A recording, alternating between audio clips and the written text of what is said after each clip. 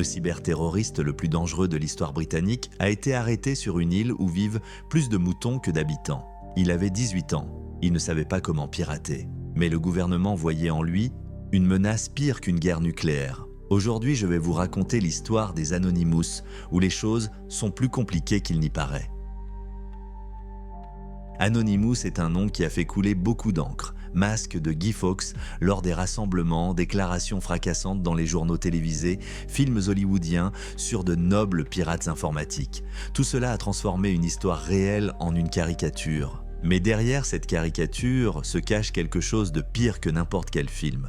L'histoire de la transformation d'une bande de trolls de l'Internet qui se moquait de la politique en une force capable de mettre à genoux les entreprises et les gouvernements. Une histoire de génie et d'idiots, de héros et de traîtres. Et l'histoire de la façon dont le FBI a tout démantelé de l'intérieur par les mains de l'homme en qui il avait le plus confiance. Mais prenons les choses étape par étape. Pour comprendre les Anonymous, vous devez oublier tout ce que vous avez entendu à leur sujet. Oubliez l'idée d'une organisation avec des cartes de membres. Oubliez les chefs et la hiérarchie. Anonymous n'est pas un groupe. C'est une idée, un drapeau que chacun peut brandir. C'est leur force et c'est leur malédiction. Tout a commencé sur les image boards, des forums anonymes où les utilisateurs communiquaient sans inscription ni pseudonyme. Chaque message était signé de la même manière, Anonymous, anonyme. Il ne s'agissait pas d'une idéologie, mais d'une fonctionnalité technique. Mais au fil du temps, la plaisanterie s'est transformée en quelque chose de plus. Ces forums rassemblaient ça des personnes qui avaient une chose en commun. Elles s'ennuyaient, ils trollaient des célébrités, pillaient des jeux en ligne et envoyaient des spams sur des sites indésirables. Cela s'appelait des raids et c'était fait uniquement pour le plaisir. Pour le plaisir, pas de politique, pas d'idéologie, juste le chaos pour le plaisir du chaos. Mais en janvier 2008, quelque chose a changé. L'Église de Scientologie, une organisation que certains qualifient de religion et d'autres de secte dangereuse, a commis une erreur. Elle a tenté de retirer d'Internet une vidéo de Tom Cruise dans laquelle l'acteur fait l'éloge des enseignements de la Scientologie. Les scientologues ont exigé qu'elle soit retirée de partout en invoquant les droits d'auteur. C'est alors que les anonymes ont commencé à se méfier. Pour eux, il ne s'agissait pas de Tom Cruise ou de religion. C'était une question de principe. Quelqu'un essayait de contrôler l'Internet. Quelqu'un a décidé qu'il pouvait dicter ce que les gens pouvaient ou ne pouvaient pas regarder. Et cette personne n'a manifestement pas compris à qui elle s'adressait.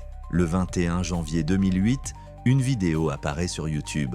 Un écran noir, une voix synthétisée, des nuages flottants en arrière-plan. La voix prononce des mots qui entreront dans l'histoire d'Internet. Nous sommes des anonymes, nous sommes la Légion. Nous ne pardonnons pas, nous n'oublions pas. Attendez-nous. Il s'agissait d'une déclaration de guerre. L'opération s'appelait Project Shanology, une fusion des mots Scientologie et 4chan, le nom d'un important forum de discussion. C'est à ce moment-là que les trolls ont goûté pour la première fois au pouvoir réel. Mais la guerre sur Internet est une chose, ce qui s'est passé ensuite, personne ne s'y attendait. Le 10 février 2008, le jour de l'anniversaire de Lisa McPherson, la femme dont la mort dans des circonstances mystérieuses à l'intérieur des murs de la Scientologie est devenue un symbole du côté obscur de l'organisation, des anonymes sont descendus dans la rue, pas sur Internet. Dans le monde réel, plus de 7000 personnes dans 93 villes du monde. Ils se tenaient devant les bâtiments de l'église de Scientologie avec des affiches et des tracts.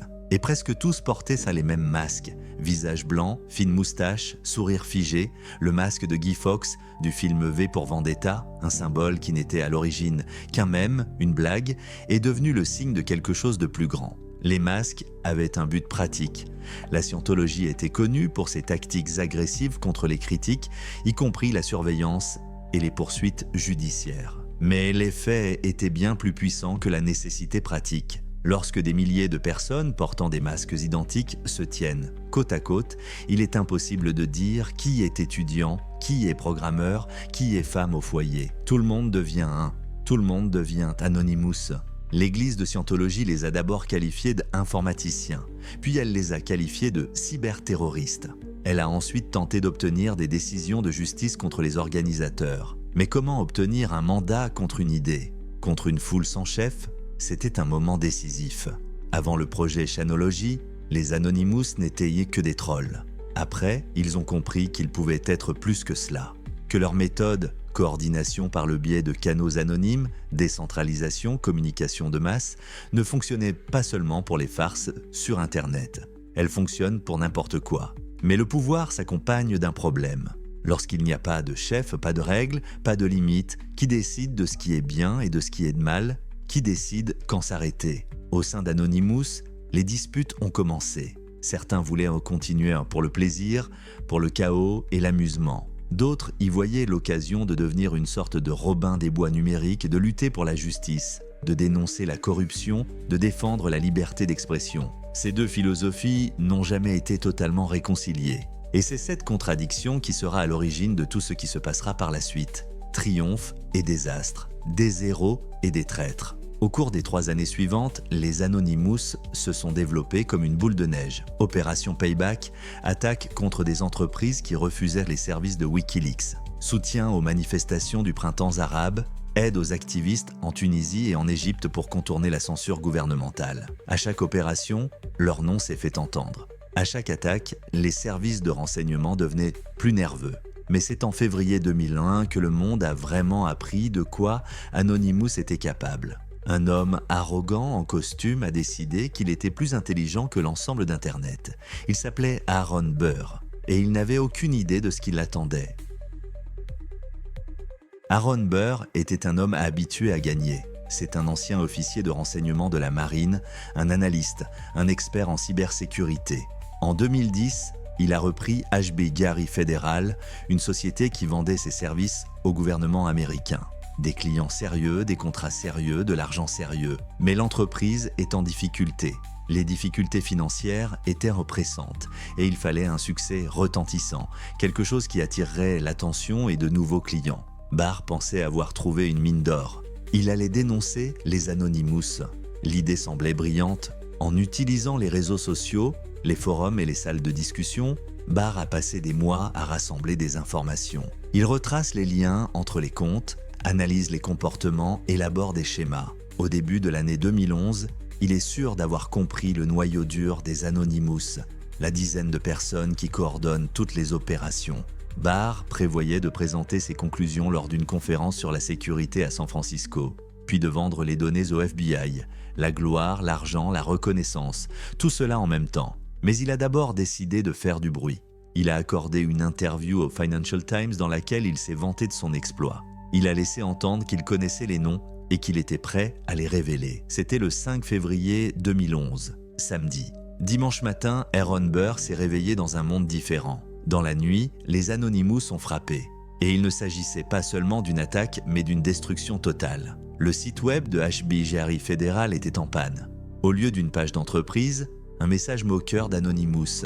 Toutes les données de l'entreprise ont été effacées des serveurs. 70 000 courriels internes sont publiés au vu et au su de tous.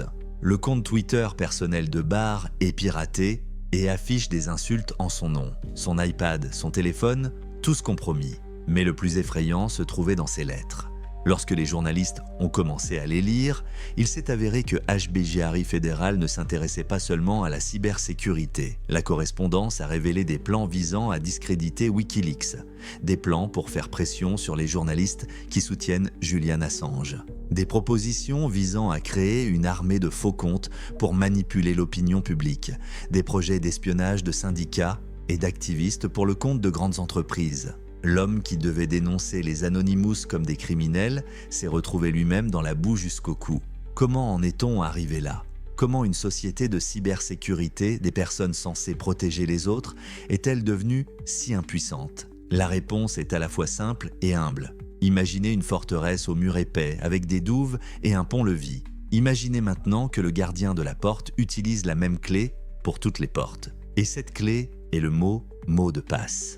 Techniquement, tout a commencé par de l'ingénierie sociale. Un membre de l'équipe Anonymous a contacté l'administrateur du système en se faisant passer pour un autre employé. Quelques messages persuasifs et l'administrateur ouvrait lui-même la porte. Ensuite, on a découvert que de nombreux employés de HB Gary utilisaient les mêmes mots de passe pour différents systèmes. Une seule clé permettait d'ouvrir toutes les serrures. Il ne s'agissait pas tant d'un crime brillant que d'une punition pour complaisance. L'entreprise de cybersécurité enfreignait les règles de sécurité les plus élémentaires. Barr, qui se considérait comme un chasseur, avait lui-même laissé la porte ouverte. Et c'est là que l'histoire devient vraiment intéressante, car il y avait des personnes précises derrière cette attaque. Pas une légion abstraite, mais un petit groupe qui allait bientôt tout changer. Parmi ceux qui ont coordonné l'opération, il y a un certain Sabu. À l'époque, il était déjà considéré comme une légende dans certains milieux. Charismatique, sûr de lui, il avait la réputation d'être l'un des meilleurs hackers du mouvement. Dans les chats, il parlait comme un leader, bien qu'il n'y ait évidemment pas de leader officiel chez les Anonymous. Il y avait Topiary, un jeune homme qui était responsable de l'image publique du groupe. Il rédigeait des communiqués de presse, tenait des comptes Twitter et donnait des interviews aux journalistes sous le masque d'une voix synthétisée. Si Sabu était le muscle de l'opération, Topiary en était la voix, le poète du chaos comme on l'appellera plus tard. Et il y avait Kayla, une figure mystérieuse que beaucoup considéraient comme une jeune pirate informatique de 16 ans. Elle apparaissait rarement dans les discussions générales, mais lorsqu'il s'agissait de travaux techniques, pénétrer les systèmes, contourner les défenses, son nom revenait sans cesse. Un fantôme que personne ne voyait, mais que tout le monde respectait. Ces personnes ne connaissaient pas leur vrai nom. Ils ne savaient pas où ils vivaient, à quoi ils ressemblaient, quel âge ils avaient. C'était l'essence même d'Anonymous. Un anonymat total, une confiance totale. Ou ce qu'ils prenaient pour de la confiance. Après le démantèlement de HB Jari Fédéral, le monde a commencé à parler des Anonymous d'une nouvelle manière. Ils n'étaient plus seulement des trolls qui démantelaient des sites web pour rire. Il s'agissait d'une force capable de détruire des carrières et des réputations et de mettre n'importe quel secret à l'envers. Aaron Burr a démissionné le 28 février, soit 3 semaines après l'attentat. Ses recherches sur les Anonymous se sont révélées presque totalement erronées. Les personnes qu'il avait identifiées comme les leaders du mouvement n'avaient pour la plupart aucun lien entre elles. La méthodologie dont il était si fier était construite sur du sable. L'émission humoristique de Stephen Colbert a consacré une séquence entière à cette histoire. Colbert a qualifié les Anonymous de nid de frelons et a ajouté « Et Barr a décidé d'y mettre sa dignité ». Et Barr a décidé d'y mettre sa dignité. Pour les Anonymous, ce fut un moment de triomphe absolu. Ils ont prouvé qu'ils pouvaient s'y gagner, qu'un système qui se croit invulnérable est en réalité fragile, qu'un petit groupe de personnes unis par une idée peut mettre à genoux une entreprise bénéficiant de contrats gouvernementaux. Mais le triomphe est une chose dangereuse. Il est enivrant. Il vous fait croire que vous êtes invincible, que les règles sont pour les autres. Quelques mois après HB Jari, plusieurs membres d'Anonymous ont décidé qu'ils se sentaient à l'étroit dans les limites du mouvement. Ils en voulaient plus d'attaques, plus de gloire, plus de chaos. Ils ont donc créé leur propre groupe. Ils l'ont appelé LulzSec, Lulz Security, la sécurité pour rire. Leur devise est « Rire de votre sécurité depuis 2011 ». Ils ont planifié une série d'attaques rapides, audacieuses et publiques, 50 jours de pur chaos, puis disparaître comme s'ils n'avaient jamais existé. 50 jours qui entreront dans l'histoire et qui les détruira tous. Le 7 mai 2011, un nouveau compte Twitter est apparu sur Internet. L'avatar est un homme portant un cylindre et un monocle ressemblant à un personnage du jeu de société Monopoly. Le nom est LulzSec. Les premiers tweets sont insolents, moqueurs avec des promesses de surprises à venir. Peu de gens y prêtent attention. Il n'y a pas beaucoup de comptes sur le net avec des déclarations bruyantes. Quelques jours plus tard, le monde entier a découvert que ces personnes ne plaisantaient pas. LulzSec était composé de 6 personnes, 6 hackers qui ont décidé que les Anonymous étaient trop lents, trop prudents, trop ennuyeux. Ils voulaient agir vite, frapper fort et rire fort. Pas de politique, pas de manifeste sur la liberté d'expression. Le chaos à l'état pur pour le plaisir à l'état pur. C'est du moins ce qu'ils ont dit au début. Le noyau du groupe était constitué de personnages qui nous étaient déjà familiers. Sabu était le chef informel, le coordinateur et la voix de l'autorité dans les salons de discussion. Topiary, un maître des mots qui transformait chaque attaque en événement médiatique. Kayla, le fantôme, le génie technique dont personne ne sait rien. Ils ont été rejoints par quelques autres. T-Flow, un très jeune programmeur, et d'autres dont les rôles sont moins visibles, mais non moins importants. Ils ont créé leur site web avec la musique de la série télévisée La Croisière s'amuse, un choix absurde qui reflète parfaitement leur philosophie. Nous ne sommes pas des terroristes, nous ne sommes pas des révolutionnaires, nous voulons juste rire. Et si nous cassons quelque chose d'important en cours de route, ce sera d'autant plus drôle. Leur première grande cible a été Sony. Sony était déjà épuisé. Quelques semaines plus tôt, des pirates informatiques s'étaient introduits dans le réseau PlayStation, dérobant les données de 77 millions d'utilisateurs. L'entreprise s'en est à peine remise, dépensant des millions pour restaurer ses systèmes et s'excuser auprès de ses clients. C'est alors qu'est apparu Lulzsec. Le 2 juin, ils ont attaqué Sony Pictures Entertainment. Ils ont piraté des bases de données. Ils ont publié les noms, mots de passe, adresses électroniques et numéros de téléphone de dizaines de milliers de personnes. Et ils ont accompagné le tout d'un communiqué de presse moqueur. Topiary a écrit « Nous avons récemment piraté le site sonypictures.com et en avons siphonné tous les éléments, y compris les mots de passe des administrateurs. Pourquoi avons-nous fait cela? Parce que nous le pouvons. Et parce que c'est drôle. Sony a contacté le FBI. Lulzsec a répondu en piratant Infraguard, une organisation qui était le partenaire du FBI en matière de cybersécurité. Il ne s'agissait plus d'une simple intimidation.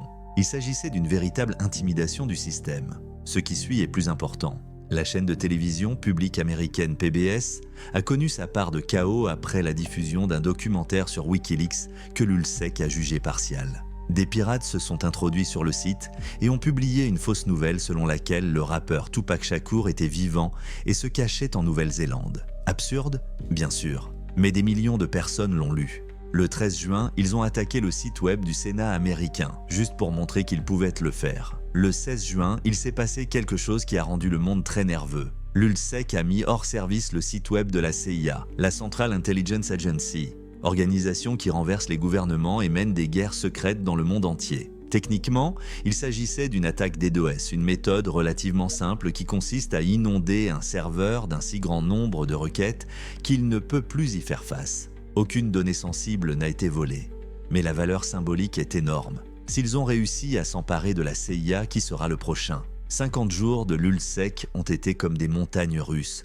Chaque jour, une nouvelle cible, un nouveau piratage, un nouveau communiqué de presse avec des blagues et des moqueries. Le compte Twitter du groupe a cumulé des centaines de milliers de followers. Les journalistes font la queue pour obtenir des commentaires. Topiary donnait des interviews, cachant sa voix derrière un synthétiseur et ressemblant à un super vilain de bande dessinée.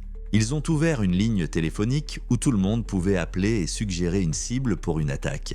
Ils ont accepté des dons en bitcoin. Ils ont agi comme s'ils étaient intouchables. Et c'est là que le bat blesse. Car quelque part, dans les bureaux du FBI, de la NSA, de Scotland Yard et d'une douzaine d'autres agences de renseignement, des personnes travaillaient jour et nuit. Ils analysent chaque tweet, chaque communiqué de presse, chaque fuite, à la recherche d'indices, de schémas, d'erreurs. Les erreurs sont inévitables. Plus vous parlez, plus vous avez de chances de dire ce qu'il ne faut pas. Plus vous restez en ligne longtemps, plus vous laissez de traces. Plus vous vous croyez invulnérable, moins vous veillez à votre sécurité. Lulzsec a commis l'erreur classique de tous ceux qui se sont hissés au sommet trop rapidement. Ils ont cru à leur propre mythe. Le 26 juin, 50 jours exactement après le départ, Lulzsec a annoncé son autodissolution. La déclaration finale était pleine de pathos et de narcissisme. Notre croisière de 50 jours est arrivée à son terme. Nous espérons avoir laissé derrière nous l'inspiration, la peur, le déni, le bonheur, l'approbation, la désapprobation, le ridicule, l'embarras, la prévenance, la jalousie, la haine et même l'amour. Ils pensaient s'en sortir victorieux, qu'ils pouvaient s'y s'arrêter dans le temps, alors que la chance était de leur côté, qu'ils allaient se fondre dans l'ombre et devenir des légendes. Ils n'ont pas réalisé qu'ils étaient déjà en retard. Ils ne savaient pas que l'un d'entre eux, celui en qui ils avaient eu le plus confiance, travaillait déjà pour le FBI depuis 3 semaines. Le 7 juin 2001, alors que Lulzsec fête une nouvelle victoire, 6 agents frappent à la porte d'un appartement dans le quartier de Manhattan à New York. L'homme qui ouvre la porte est connu sur Internet sous le nom de Sabu, une légende, un leader, un symbole de la résistance. En réalité, il s'appelait Hector Javier Monsegur. Il avait 28 ans. Il était au chômage. Et il élevait 2 petites nièces, de 5 et 7 ans, parce que leur mère, sa propre sœur, était en prison pour trafic de drogue. Les agents savaient tout, son nom, son adresse, sa famille. Et ils connaissaient son point faible. Ils ont dit « Nous savons qui vous êtes, nous savons ce que vous faites, et nous savons qu'il y a 2 enfants dans cette maison. C'est à vous de décider de la suite des événements. 124 ans de prison. C'est la peine qu'il encourait pour l'ensemble des chefs d'accusation. 124 ans, c'est plusieurs condamnations à perpétuité. C'est ne plus jamais voir ses nièces grandir, ne jamais sortir de prison, ou bien, où il peut aider, coopérer, continuer à jouer le rôle de Sabu, mais maintenant sous surveillance. Chaque message, chaque discussion, chaque ordre enregistré, et dénoncer progressivement ses amis un par un. Hector Monsegur a pris sa décision en quelques heures. Le lendemain, il a plaidé coupable pour 12 chefs d'accusation. Puis il est retourné à son ordinateur et a écrit dans le salon de discussion « Salut les gars, qu'est-ce que j'ai raté ?» Personne ne s'est douté de rien. Pendant les 9 mois qui ont suivi, celui que l'on appelait le cœur d'Anonymous a été une marionnette du FBI. Il coordonnait les attaques, mais les agents les connaissaient à l'avance. Il communiquait avec ses amis, mais chaque mot était enregistré. Il posait des questions innocentes. « D'où viens-tu ? Quel est ton vrai nom ?» Et les réponses étaient directement versées au dossier. Alors que l'ULSSEC célébrait ses 50 jours de célébrité, on les menait déjà à l'abattoir. Hector Monsegur a grandi dans un endroit dont on ne sort généralement pas. Les Reese Houses sont des tours municipales situées dans le Lower East Side de Manhattan. Des projets comme on les appelle en Amérique. Pauvreté, drogue, criminalité, tels sont les critères d'un quartier où les rêves meurent plus vite qu'ils ne naissent. Son père avait 16 ans quand Hector est né. Il a été élevé par sa grand-mère, la seule personne stable de la famille. Son père et sa tante sont allés en prison pour avoir vendu de l'héroïne quand Hector était enfant. C'est une histoire qui a été entendue des milliers de fois dans ces quartiers. Mais Hector avait un moyen de s'en sortir que les autres n'avaient pas. Un vieil ordinateur que quelqu'un avait jeté, Internet, qu'il avait appris à voler à ses voisins parce qu'il n'y avait pas d'argent pour le payer, et un cerveau aiguisé pour comprendre le fonctionnement des systèmes et comment les casser. À l'âge de 14 ans, il commet son premier cambriolage politique. L'armée américaine a accidentellement tué un portoricain sur l'île de Vieques lors d'un entraînement au bombardement. Hector, à moitié portoricain, pirate plusieurs sites web gouvernementaux et laisse le message suivant. « Bonjour, je suis Sabu. Personne de spécial pour l'instant, tant que personne n'est spécial. » Ces mots s'avèreront prophétiques, mais pas de la manière dont il le pensait. En l'an 2010, Hector est devenu quelqu'un. Sa grand-mère est décédée, lui laissant un appartement dans les mêmes Reese Houses. Il a pris en charge 2 nièces, les filles d'une sœur qui avait fait de la prison pour drogue, perpétuant ainsi la tradition familiale. Il n'y avait pas d'argent, il n'y avait pas d'emploi. Mais il y avait des compétences. Il a commencé à voler. Depuis le confort de son appartement, il piratait des bases de données, volait des numéros de cartes de crédit, les revendait ou les utilisait lui-même. C'était assez d'argent pour la nourriture et les couches. Puis il a trouvé quelque chose de mieux. Anonymous lui a donné quelque chose qu'il n'avait jamais eu. Le respect, la reconnaissance, le sentiment de faire partie de quelque chose de plus grand que les bidonvilles de Manhattan. Dans les forums de discussion anonymes, personne ne savait qu'il était un chômeur des quartiers défavorisés. Là, il était Sabu, une légende, une autorité, un homme dont l'opinion était écoutée. Il l'a acheté, totalement. Et lorsque l'occasion de devenir non seulement un participant, mais aussi un leader s'est présentée, il l'a saisi à 2 mains. Mais dans la nuit du 7 juin de l'an 2011, tout s'est effondré. Il les a remarqués dans l'après-midi. Des étrangers dans la rue qu'il n'avait jamais vus auparavant. Des voitures garées au mauvais endroit. Un homme avec un journal qui regardait de trop près dans sa direction. Hector avait grandi dans un quartier où l'on remarquait ce genre de choses. Son instinct lui disait que quelque chose n'allait pas. Il est allé chercher ses nièces à l'école plutôt que d'habitude. Il leur a acheté des jouets et des livres de coloriage. Il a passé la soirée avec elles comme si c'était leur dernier jour de sortie. Il n'avait pas tort. Vers 22h, on frappe à la porte. 6 agents du FBI. Ils ne crient pas, ne défoncent pas la porte. Pourquoi le feraient-ils s'ils savent déjà tout ? L'un d'eux prononce des mots dont Hector se souviendra toute sa vie. « Nous savons qui vous êtes, nous savons ce que vous faites, et nous savons qu'il y a 2 enfants dans cette maison. C'est à vous de décider de la suite des événements. Tactique, classique, bon flic, mauvais flic. » L'un a fait pression, a menacé, a peint des images montrant que ses nièces finiraient dans le système de soins et qu'il ne les reverrait plus jamais. L'autre lui a proposé une solution, la coopération, une chance de rester proche de la famille. 124 ans de prison. Ce n'est pas une exagération, c'est la durée de la peine à laquelle il a été condamné pour tous les chefs d'accusation. Piratage, fraude, vol d'identité, attaque de systèmes gouvernementaux. Chaque chef d'accusation représente des années derrière les barreaux. Ensemble, plusieurs peines de prison à vie. Ou bien, il continue à être Sabu, mais maintenant sous contrôle, avec des agents qui lisent de tous ses messages, avec des caméras dans son appartement, avec la certitude qu'au moindre faux pas, le marché est rompu. Hector a accepté avant l'aube. Le lendemain, il était de retour sur les forums de discussion comme si rien ne s'était passé. Il plaisante avec ses amis, il discutait des plans pour la prochaine attaque. Personne n'a rien remarqué. Pourquoi ? Parce que dans le monde des Anonymous, la confiance se construisait sur des mots, pas sur des faits. Personne ne savait à quoi ressemblait Sabu. Personne ne savait où il vivait. Personne ne pouvait vérifier s'il disait la vérité. L'anonymat, qui avait été leur principale défense, est devenu leur principale vulnérabilité. Pendant les 9 mois qui suivent, Hector Monségur mène une double vie. Pendant la journée, et surtout la nuit, il était assis devant son ordinateur, coordonnant les opérations, discutant des cibles, gardant le moral de l'équipe. Ses nièces jouaient dans la pièce voisine pendant que son oncle travaillait pour le FBI, détruisant la vie de personnes qui le considéraient comme un ami. Les agents étaient à proximité, littéralement dans la pièce voisine, dans la camionnette, dans l'allée, sur appel 24 heures sur 24. Ils enregistraient chaque conversation, chaque appel, chaque frappe de clavier. Ils leur indiquaient parfois les questions à poser. Demandez-lui d'où il se connecte. Trouvez son vrai nom. Voyez si vous pouvez trouver qui d'autre fait partie du groupe. Sabu était l'appât parfait. Il ne s'est pas contenté de donner des informations, il les a recherchées activement. Il a posé des questions qu'il n'aurait jamais posées auparavant. Il s'est intéressé à des détails considérés comme tabous dans le monde des Anonymous. Et les gens ont réagi, parce que c'est Sabu, une légende, la sienne. Le pire, c'est qu'il ne se contentait pas d'observer passivement. Il poussait. Le FBI avait besoin d'arrestations spectaculaires, d'accusations sérieuses, de preuves de crimes réels, et Sabu a aidé à les créer. Il a suggéré des cibles pour les attaques, il a encouragé les sceptiques, il a coordonné des opérations qui ont fourni aux agents de plus en plus de preuves. Plus tard, lors du procès, les procureurs diront que la coopération de Monségur a permis d'éviter plus de 300 cyberattaques.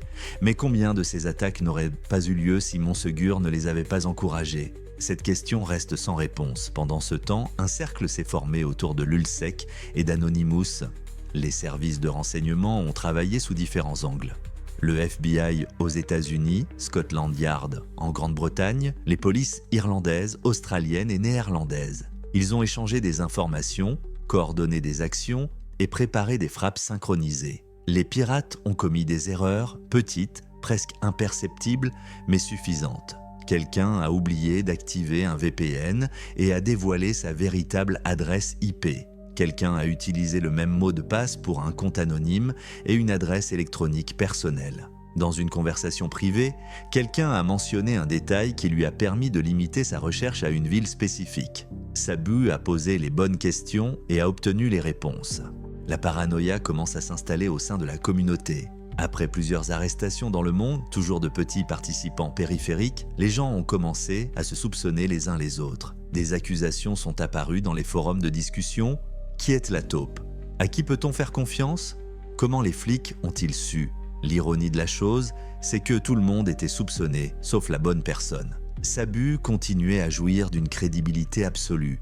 Il était trop important, trop visible, trop symbolique. Le soupçonné revenait à soupçonner l'idée même d'Anonymous, impensable. Et il a continué à recueillir des informations. Noms, adresses, fuseaux horaires, habitudes. Tout ce qui pouvait aider les agents à transformer des surnoms en personnes réelles avec de vraies adresses. À la fin de l'année 2011, le FBI dispose de suffisamment d'éléments pour procéder à des arrestations massives. Il ne restait plus qu'à choisir le bon moment. Ils ont choisi le 6 mars de l'année 2012. C'est ce jour-là que le monde a découvert qui était vraiment Sabu. Et le monde des Anonymous s'est effondré. Mais avant cela, il s'est passé autre chose. Plusieurs arrestations ont montré à quel point la vérité des Anonymous était différente du mythe. Le 27 juillet de l'année 2011, une équipe d'invasion venue de Londres débarque sur les îles Shetland, un minuscule archipel situé au nord de l'Écosse où vivent plus de moutons que d'habitants. Ils sont venus pour Topiary, la voix de l'ULSEC, l'homme que le gouvernement britannique a placé sur sa liste de menaces pour la sécurité nationale, plus haut que les armes biologiques. Il s'appelait Jake Davis. Il a 18 ans. Il vivait avec sa mère dans un minuscule village de l'île de Yell, si petit qu'il n'y avait même pas de feu de circulation. Lorsque la police a frappé à la porte, Jake a ouvert en pyjama. 6 officiers se tenaient en demi-cercle, comme une équipe d'assaut avant un assaut. Ils s'attendaient à trouver le centre de commandement, les serveurs, l'équipement de cyberguerre. Au lieu de cela, c'est une chambre d'adolescent, un fauteuil en cuir noir, un ordinateur portable ordinaire, un disque dur de 100 gigaoctets. Jake a abandonné l'école à 13 ans.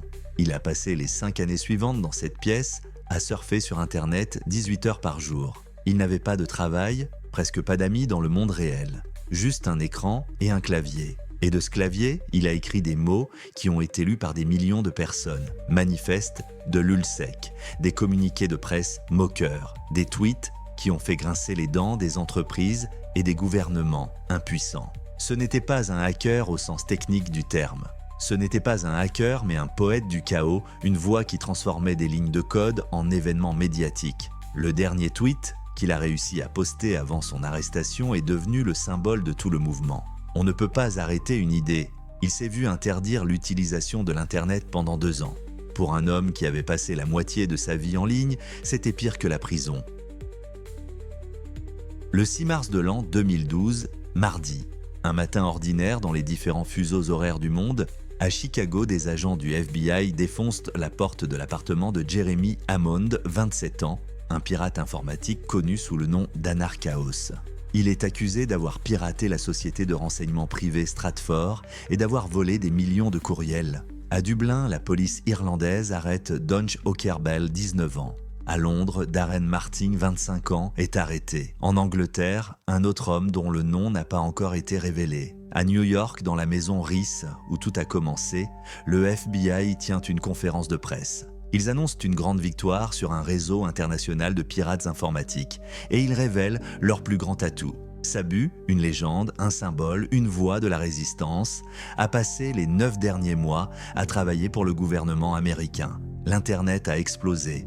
Les forums de discussion anonymes étaient en plein chaos. Les personnes qui avaient discuté des plans d'opération avec Sabu hier s'affairaient à présent à nettoyer les journaux, à changer les mots de passe, à détruire les preuves. Certains paniquaient, d'autres refusèrent de croire. Certains avaient déjà entendu frapper à la porte. Le compte Twitter Anonymous a publié une réponse qui était à la fois un aveu de retour de bâton et un manifeste de non-rupture. Anonymous est une hydre. Coupez une tête et 2 nouvelles têtes pousseront. Mais ce ne sont que des mots. La réalité était bien plus sombre. Le FBI a révélé plus que le nom d'un informateur. Il a montré au monde entier le fonctionnement exact de l'opération. Comment Sabu posait des questions suggestives. Comment il a poussé des attaques qui deviendraient plus tard des preuves. Comment chaque mot des conversations était enregistré et analysé. La confiance, la seule chose qui unissait les Anonymous, a été détruite.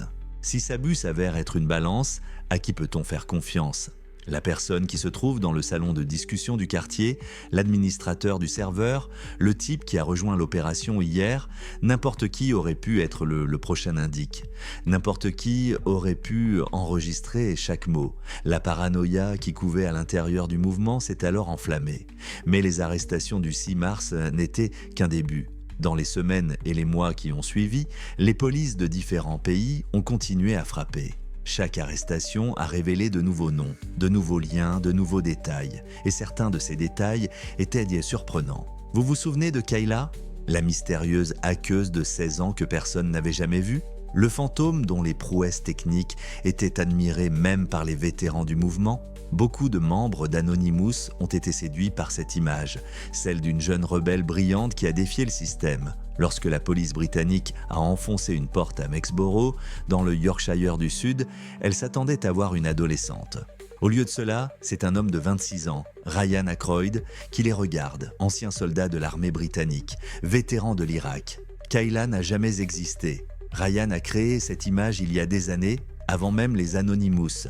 L'histoire était presque poétique dans sa brutalité. Il était une fois une vraie fille nommée Kayla dans la communauté de hackers où il avait commencé. Un groupe rival l'avait attaqué, avait piraté ses comptes, obtenu les coordonnées bancaires de ses parents et ruiné sa vie. Ryan et ses amis ont riposté si durement que le nom de Kayla est devenu légendaire. Par la suite, il a continué à utiliser ce pseudonyme, en l'honneur de cette jeune fille et en guise d'avertissement, il ne faut pas se frotter à Kayla. Mais au fil du temps, l'image a pris une vie propre. Un pirate informatique de 16 ans, des messages mignons avec des cœurs, l'histoire de son père programmeur qui lui a tout appris. Les gens ont cru parce qu'ils voulaient croire. Telle est la cruelle ironie des Anonymous. Un mouvement fondé sur l'anonymat, sur l'idée que l'on peut être n'importe qui en ligne. Et pourtant, les gens créent des liens, tombent amoureux d'images, font confiance à des fantômes. Ryan Aykroyd s'est avéré être l'un des membres les plus doués techniquement de l'ULSSEC. C'est lui qui a réalisé la plupart des piratages. Tandis que Sabu coordonnait et que Topiary rédigeait des communiqués de presse, Kayla faisait le sale boulot. Pénétrer les systèmes de HB-Jari, Sony, PBS, les sites web militaires, l'ex-soldat du Yorkshire a été à l'origine de beaucoup de choses. Il a été condamné à 30 mois de prison. Les procès ont duré des mois. Chaque membre de l'ULSSEC et des groupes apparentés est passé par le système judiciaire. Aux États-Unis, en Grande-Bretagne, en Irlande, Jake Davis, Topiary, a plaidé coupable. Compte tenu de son âge et du fait qu'il n'a pas techniquement effectué les piratages lui-même, mais s'est contenté de communication publique, la peine a été relativement clémente. 37 jours dans un centre de détention pour mineurs et 2 ans sans accès à Internet. 2 ans sans Internet pour un homme qui a passé toute sa vie consciente en ligne. Le juge a probablement pensé que c'était de la pitié. Pour Jake, c'était une forme particulière de torture. Mustapha Al-Bassam, T-Flow, était encore plus jeune. Il n'avait que 16 ans lorsqu'il a participé aux opérations de l'ULSSEC. Un écolier qui piratait des sites web gouvernementaux entre 2 cours. Il a été condamné à 20 mois de mise à l'épreuve et à une interdiction d'accès à Internet. Jeremy Hammond, qui avait été piégé par Sabu lors du piratage de Stratford, a été condamné à 10 ans de prison fédérale. C'est la peine la plus sévère de toutes et la plus controversée, étant donné le rôle du FBI dans l'organisation de l'attaque. Qu'en est-il d'Hector Monsgur lui-même ?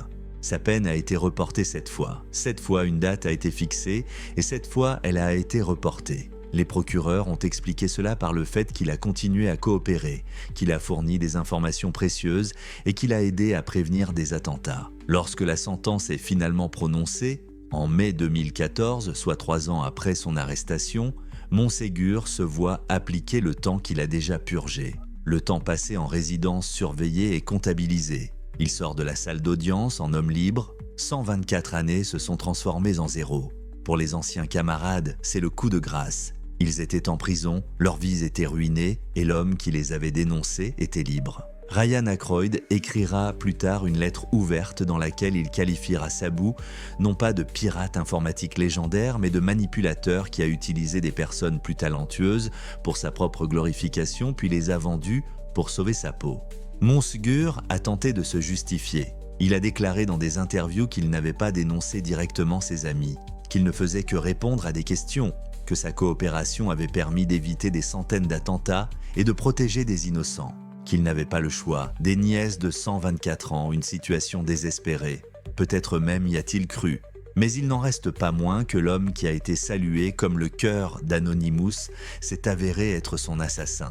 Que reste-t-il après tout cela ? Des vies brisées, des jeunes hommes avec des casiers judiciaires qui les nanteront pendant des décennies. Un mouvement empoisonné par la paranoïa et la méfiance. Une idée qui semblait invincible s'est heurtée à une réalité brutale. Derrière chaque surnom se cache une personne en chair et en os. Et cette personne peut être retrouvée, brisée, utilisée contre les siens. Les services de renseignement ont célébré la victoire. Ils ont arrêté les hauts responsables. Ils ont montré au monde que les Anonymous ne sont pas invulnérables, que l'activisme a un prix, que le système, aussi léthargique qu'il puisse paraître, peut se défendre. Mais ils ont fait la fête très tôt, car Anonymous n'est pas une liste de noms que l'on peut rayer. Ce n'est pas une organisation qui peut être décapitée. Ce n'est même pas un groupe de personnes que l'on peut mettre à mort. Anonymous est une idée, et les idées ne vont pas en prison. Dans la mythologie grecque, il existe une créature appelée Hydre, un serpent à plusieurs têtes qui ne peut être tué de la manière habituelle. Si vous coupez une tête, 2 nouvelles têtes poussent à sa place. Le seul moyen de vaincre l'Hydre est de la détruire complètement jusqu'à la dernière cellule. Anonymous est l'Hydre de l'ère numérique. Après les arrestations de 2011 et 2012, beaucoup pensèrent que le mouvement était mort. L'ULSSEC avait été détruit. Des figures de proue sont derrière les barreaux ou sous surveillance. La confiance au sein de la communauté a été empoisonnée par la trahison. Les services secrets semblaient avoir gagné, mais ils n'ont pas compris l'essentiel. Sabou, Topiari, Kayla, ce n'étaient que des gens. Talentueux, audacieux, brillants à certains égards, mais des personnes. On pouvait les arrêter, les briser, les enfermer. Anonymous, cependant, n'a jamais été une affaire de personnes en particulier. Anonymous est un masque que chacun peut porter. C'est un drapeau que chacun peut hisser. C'est l'idée que des gens ordinaires, unis, peuvent défier n'importe quel système. Et cette idée n'a pas disparu. Au cours des années suivantes, les masques de Guy Fawkes sont apparus à maintes reprises, lors de manifestations contre la corruption au Brésil, dans les rues de Hong Kong, lors de manifestations en faveur de la démocratie, partout où les gens ressentaient l'injustice et vous laissaient dire « Nous sommes ici, nous sommes nombreux et nous n'avons pas peur ». Le piratage s'est également poursuivi. Moins médiatisé, plus prudent, la leçon a été retenue, mais ils ne se sont pas arrêtés. J'ai commencé cette histoire avec un type qui a été arrêté sur une île où vivent plus de moutons que d'habitants. Un poète du chaos de 18 ans qui ne savait pas comment pirater, mais que le gouvernement considérait comme une menace pire qu'une guerre nucléaire. Savez-vous ce que fait Jack Davis aujourd'hui ? Il travaille dans la cybersécurité. Il conseille les entreprises sur la façon de se protéger des gens comme lui. Le système qui voulait le détruire a fini par le consumer. On peut dire que c'est une défaite. Ou vous pouvez dire que c'est une évolution. L'histoire des Anonymous n'est pas une histoire de victoire ou de défaite. C'est l'histoire de ce qui se passe lorsque des gens ordinaires disposent d'outils qui n'étaient auparavant accessibles qu'aux États. De l'étroitesse de la frontière entre l'activisme et le crime. Comment les idées les plus nobles peuvent être trahies par ceux en qui vous aviez le plus confiance. Et cette histoire n'est pas encore terminée. La prochaine fois que vous verrez un masque de Guy Fawkes, à l'écran, dans la rue, n'importe où, posez-vous une question. S'agit-il d'un héros ou d'un terroriste ? Un combattant de la liberté ou un criminel ? Un symbole d'espoir ou une menace pour l'ordre ? Ou peut-être s'agit-il de vous-même, mais vous ne le savez pas encore ?